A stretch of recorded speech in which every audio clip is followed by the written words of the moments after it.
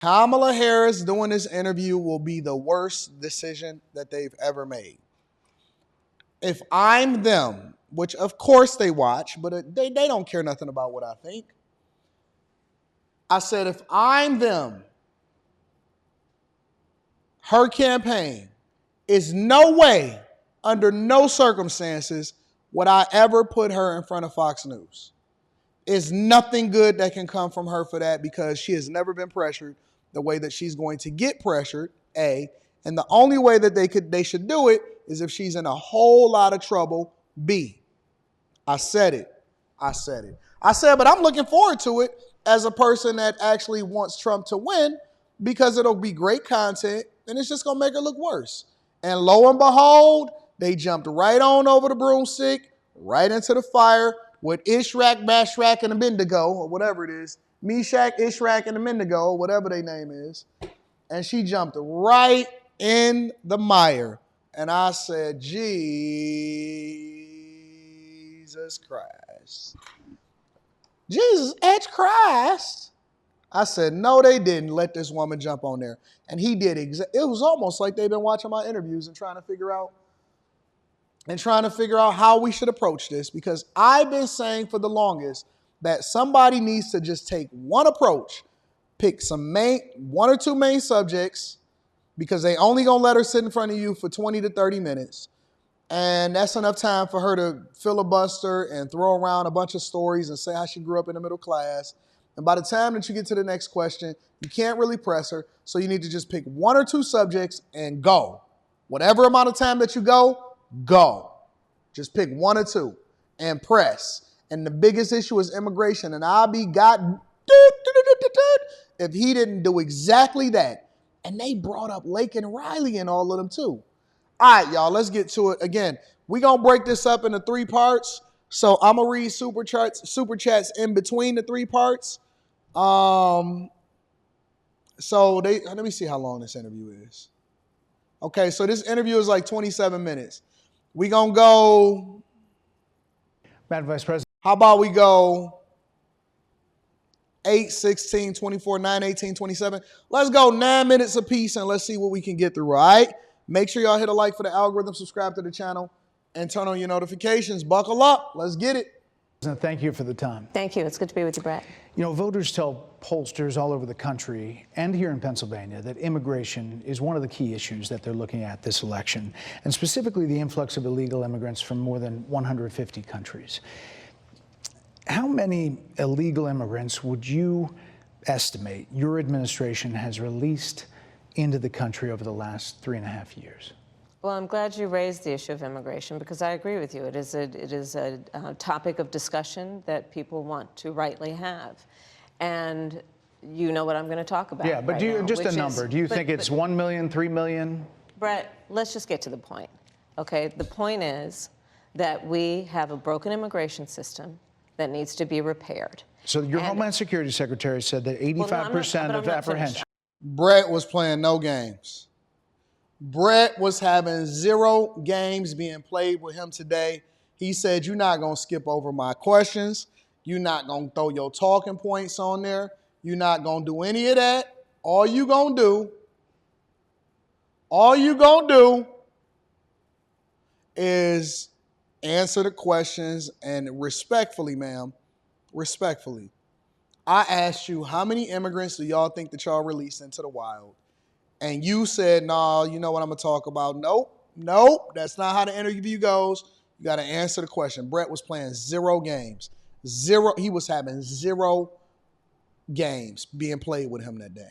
I'm not finished. We have an it's a rough estimate of system 6 million people have been released into the country. And let me just finish. I'll get to the question, I promise you. I was beginning to answer. And when you came into office, your administration immediately reversed a number of Trump border policies.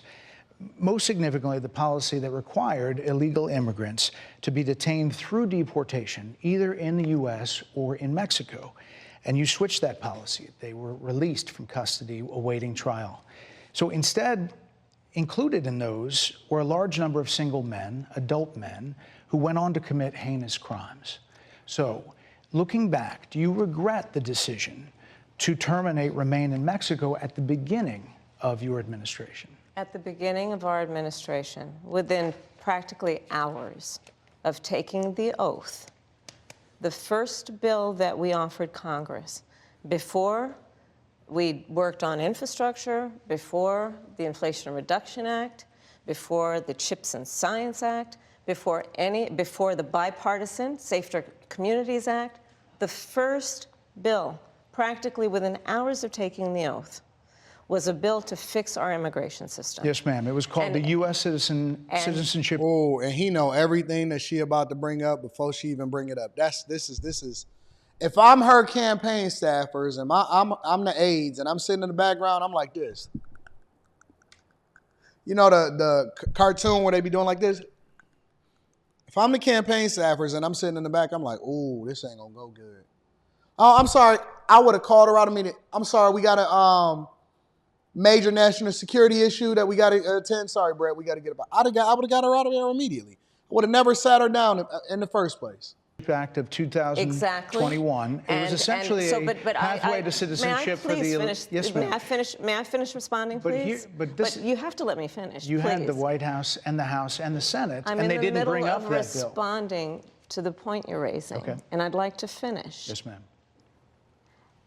We recognized from day one that, to the point of this being your first question, it is a priority for us as a nation and for the American people. And our focus has been on fixing a problem. And from day one, then, we have done a number of things, including to address our asylum system and put more resources, getting more judges, what we needed to do to tighten up penalties and increase penalties for illegal crossings, what we needed to do to deal with points of entry between border entry points.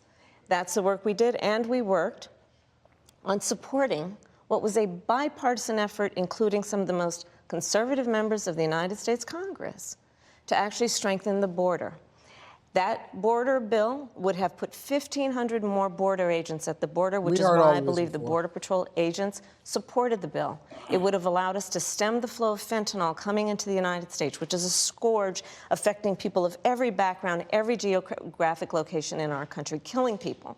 It would have allowed us to put more resources into prosecuting transnational criminal organizations, which I have done as the Attorney General, former Attorney General of a border state. Madam Vice President, a couple of things. Prosecuted trafficking of drugs, guns, and human beings. And Donald Trump, but let me just finish. 6 Democrats voted against that bill. Learned about that bill and told them to kill it because he preferred to run on a problem instead of fixing a problem. And in this election, this is rightly a discussion that the American people want to have. And what they want are solutions, and they want a president of the United States who's not playing political games with the issue, I hear you, but actually is focused on fixing it. 6 Democrats voted against that bill. It would have allowed 1.8 million illegal immigrants into the country a year. A lot of conservatives had a problem with it. These are the 6 Democrats. Thank you. Somebody can finally bring up the facts and hold her accountable for the BS that they keep on throwing in front of our face because they keep trying to skip over the problem. Listen, I honestly believe that if the Democrats did not fumble immigration in this term so bad, then they probably would have had a chance to win, but they don't. They don't. Because people are not forgetting, and they are being reminded every single day. Every single day, these people are being reminded of what they experienced as far as these immigrants coming into this country, and they're not going to forget it. And the fact that he brought up, and they got the very first person up there is Bernie Sanders. The very first, the most liberal, left-leaning liberal that we've ever seen in our entire life. Bernie Sanders is up there. Anybody want to go left, Bernie is left. Bernie don't have a right. He only go left. Bernie should have been in Michigan so he can do Michigan lefts all day long. That's how left-leaning Bernie is. Bernie is so left, I wouldn't even be surprised. Listen, Bernie believes in socialism. I couldn't believe that he had ever ran for president of the United States before. That is the most left-leaning person in the world. And Bernie Sanders voted against it. And so this is the context that people miss. This is why you had to be there. You had to be paying attention to it. And very few interviewers like a Charlemagne the God, who is A, her friend, and then B, is not educated enough on policy and what is going on in the government to be able to hold these people accountable. They can't address this issue. And so when you try to gaslight us and say something that's not true, it's easy for people like Brett to be able to call you out because he already did his research. He calling her out. He fact checking her and he calling her out on everything. But more importantly, back to the original premise, Jocelyn Nungari, Rachel Morin, Laken Riley, they are young women who were brutally assaulted and killed by some of the men who were released at the beginning of the administration, well before a negotiated bipartisan bill.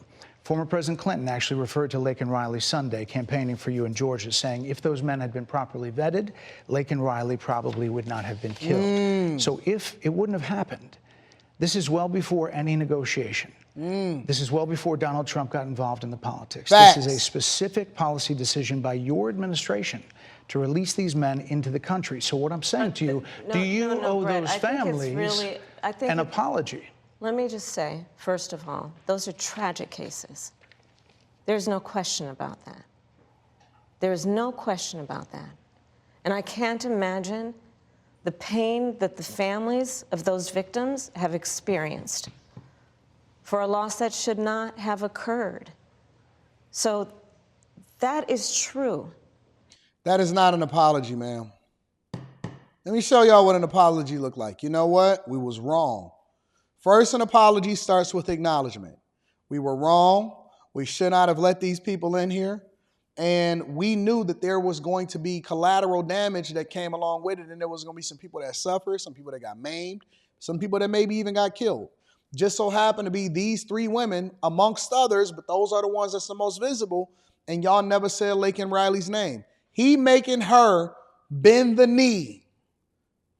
He making her bend the knee. He said, listen, do you owe them an apology? Because yes, in my personal opinion, blood is on their hands. For them to walk around and talk about so much hope and joy and reproductive rights and all of this stuff, but to completely ignore who suffered at the hands of this administration when they could have did something, but they didn't do something, and they rolled back like 90 different Trump policies for the border. They rolled them back. That's the part that people don't get. They sit there and say, oh no, we tried to create legislation for it. No, you rolled back the legislation that was already in place that Trump had established that helped to secure our borders. And then you went with the executive action after you couldn't fix a problem. Let me tell you what they really tried to do at the border, because a lot of people wasn't covering this, and I was covering it every single day right here with the Millionaire Morning Show Bag Chasers. All right. What happened was, and this is my theory, but I'm using substantial evidence and me covering it for a long time to justify what I'm telling to you. I believe, because there's no way in the world that you can tell me that they thought that this would make sense come this election cycle and that Republicans wouldn't absolutely hammer them on everything that is happening to Americans as a result of the border. But let me tell you what I think was going to happen. This was the plan, in my opinion. This is my theory, my hypothesis, all right, my educated guess. From the very beginning, they made sure that they fought Trump tooth and nail, but Trump just continued the border policies of Obama, but then he strengthened them. But they thought that they were going to strip down everything he did and let all of these migrants into the country and then come back and say, you know what? The immigration system has been broken for as long as we've been alive. And you know what we did? We introduced a bipartisan deal that ultimately strengthened the border and put 1,500 new border agents and slowed down fentanyl into this country and all of that. So they created a problem that they ultimately was going to fix. And one of the ways they were going to fix it is also by making sure that they put a bunch of bloatware into this bipartisan deal that didn't even get introduced until the end of 2023, which is well after the parole program that they introduced in the beginning of 2023. But they wasn't counting on the fact that first 6 Democrats, strong left-leaning Democrats, was going to vote against it. And they wasn't counting on the fact that the American people was going to reject this because it had so many other things that we actually read that border bill when they usually try to pass this through and say it's a bipartisan agreement. So they created a problem that they thought that they was going to fix. You and your family was going to possibly suffer as a result of it. But then they can come back in the November election and say, listen, we strengthen borders. We fix things. Now, God only knows what their true agenda was for opening up the borders in the first place and suing Texas to try to prevent them from having illegal migrants continue to filter into this country. We can only speculate. We can only guess. We can't read minds. We can speculate. And I think that our speculation is relatively true, but God only knows. But the fact of the matter is, they created a problem that they thought that they were going to solve and get a promotion for. And the American people, they was depending on y'all to have short memories because they know that y'all like TikTok and Reels and Shorts. And y'all said, we didn't forget that one though. Because we also suffering. And you can't have two problems. You got to pick a struggle. You got to pick a struggle. You can't have two problems at the same time. You got to pick a struggle. And so that's what I believe happened. And now she's getting pressed about it.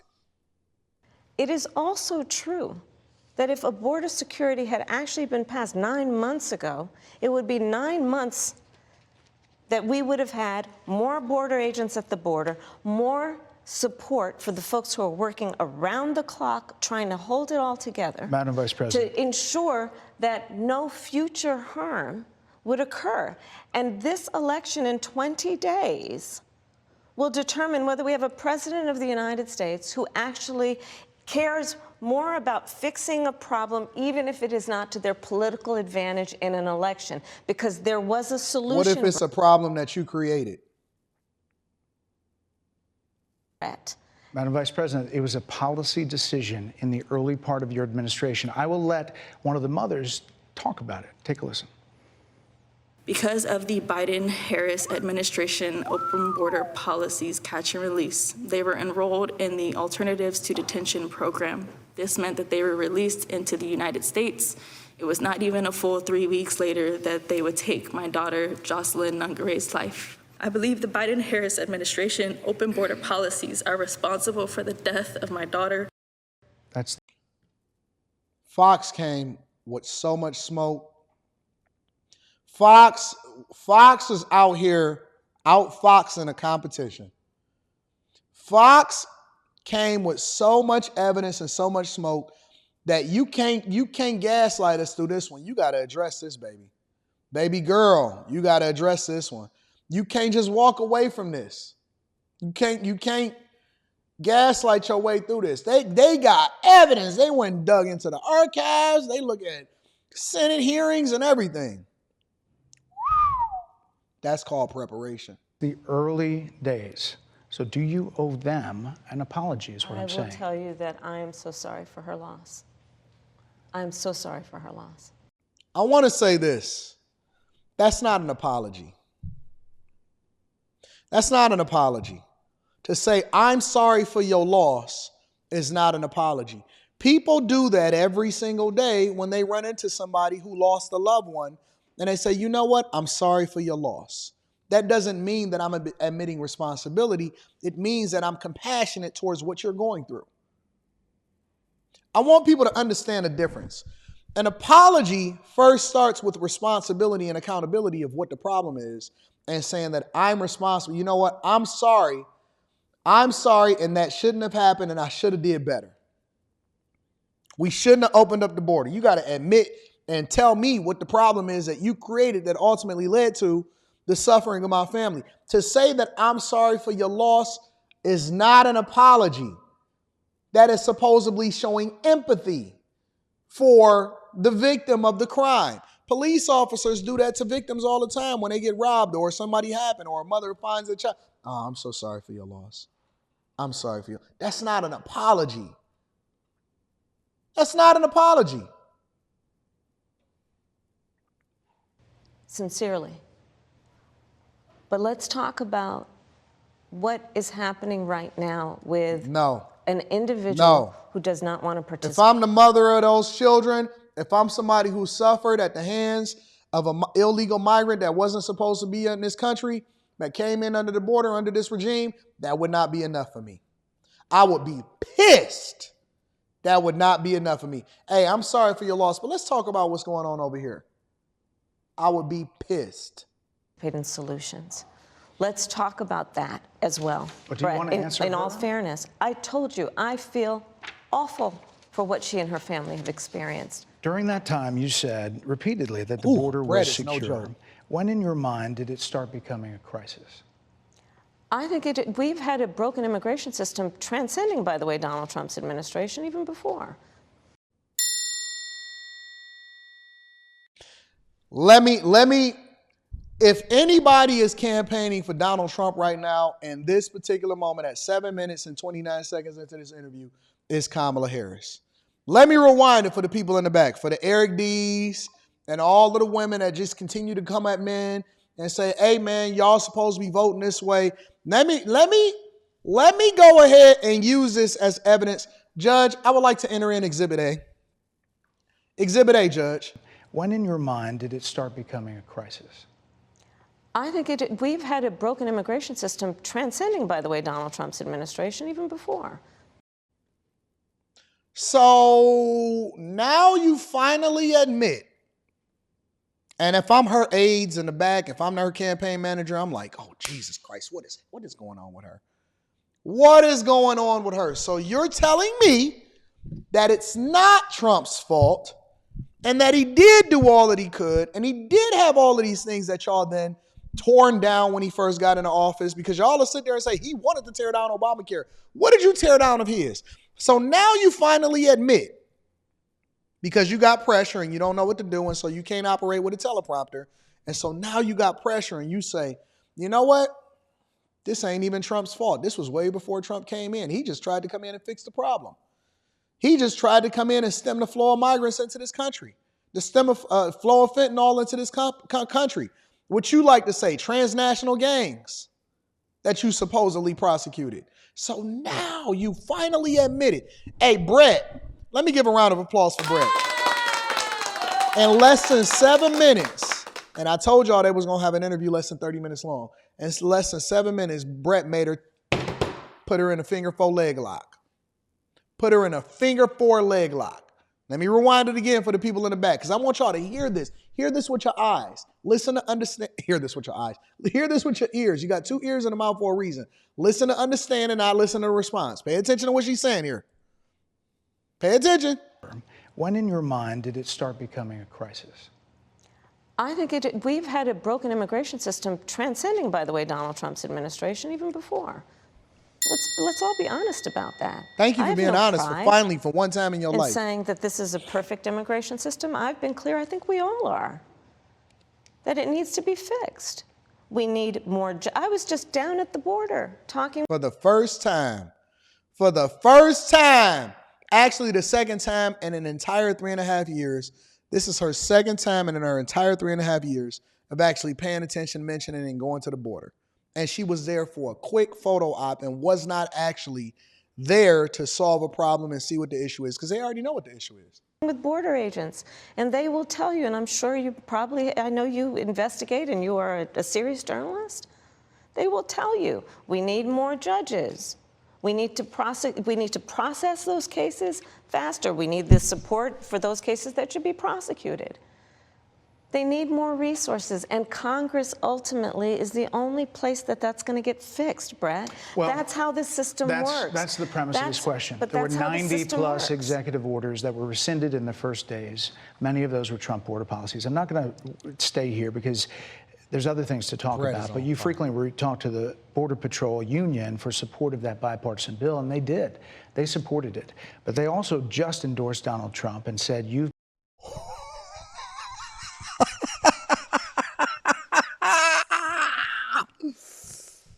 Oh, I know. Listen, you know what that look is? That's the look of brokenness. That's the look of despair. I used to have that look on my face when I would get in trouble at school, back in elementary school.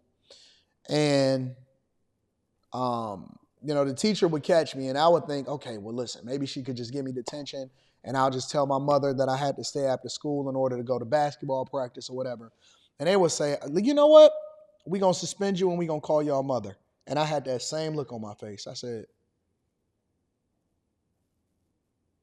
you know why? Because I knew it was over. I knew what was waiting on me at the end of that road. I knew that when I got home, it was going to be a good leather strap. That good old leather. And God, please get to me before my father got home. I would take the whooping for my mother before I got my father, because at least I could tell my dad, hey, my mom already got me. That look right there is the same look I had on my face. When the counselor or the administrator at the school said, you know what, we're going to call your parents. Oh, God. I knew that belt was coming. Just gird up, act like you sleepy all day. You know what I'm saying? It's a horrible feeling. When you get caught like that and they say, listen, all of those Border Patrol agents that you said that they just talked to, they endorse Trump. Oh, that gotta hurt. That gotta. When you start getting sick, oh, I don't feel good. You start getting the bubble guts because you know 3 o'clock is coming and school about to let out and mama already know what you got to deal with.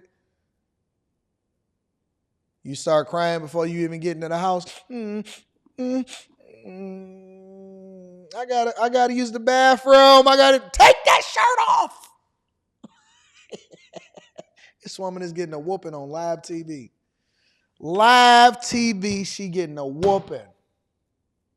Magilla, gorilla, gorilla. This is a real life beatdown. Been, quote, a failure with border security. Why do you think they said that? I think they're frustrated, and I get it. They want support. They want support, and that's what that border security bill would have done. These guys down at the border, these men and women, they're working hard. They're working around the clock. That's why they endorse Trump. I get it. There's a lot. So we're 8 minutes and 51 seconds in. 1/3 of the way. Don't worry, this is going to be the greatest live stream of all time because we're going to break this down. This is a masterclass that Brett put on.